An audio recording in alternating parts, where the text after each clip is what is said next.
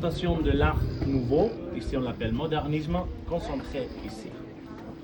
Ça c'est parce que les bourgeois ils voulaient rester près de la ville, pas si loin.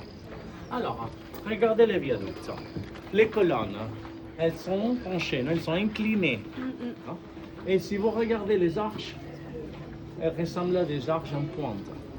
Ça, on peut le relationner avec le style gothique. D'accord? Mais pourquoi les colonnes elles sont comme ça inclinées?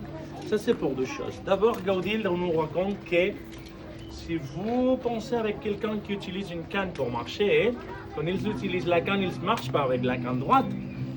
La canne elle est toujours inclinée. Et quand ils s'arrêtent, ils laissent la canne inclinée. Pourquoi? Parce que l'inclination, il prend plus de poids que la droite. Alors ça, c'est pour prendre plus de poids. Mais aussi en même temps, ça suivra ce qu'on appelle l'arche caténaire de Gaudí. Combien de vous avez visité la Sagrada Familia au dedans? Personne? D'accord? Si, ce matin, tu as remarqué que toutes les colonnes de l'intérieur de l'église sont inclinées. Pourquoi? Pour ça.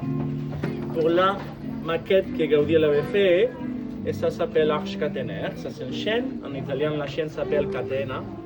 Si vous regardez cette forme, regardez les côtés. Ils ne sont pas droits, ils sont inclinés. Alors si on prend ça et on le tourne à l'envers, vous trouverez un arche qui tient tout seul. Je ne sais pas si vous avez remarqué à Barcelone, vers ce côté-là, on ne voit pas ici, on a un bâtiment un peu bizarre qui a cette forme aussi. Si vous tournez à l'envers, on a un bâtiment qui est comme ça à Barcelone. C'est un bâtiment qui a été construit par Jean Nouvel, un architecte français en 2005. Et là, il s'inspirait avec la forme que Gaudí utilise presque partout. Alors, les cisternes d'eau. Dans les deux côtés, on a des grandes cisternes d'eau qui prenaient l'eau de la pluie pour la réapprofiter pour, je sais pas, arroser les plantes, nettoyer. Mais ça, c'est déjà une idée très innovative en 1900.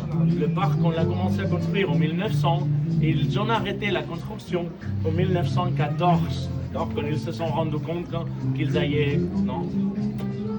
ne sont pas.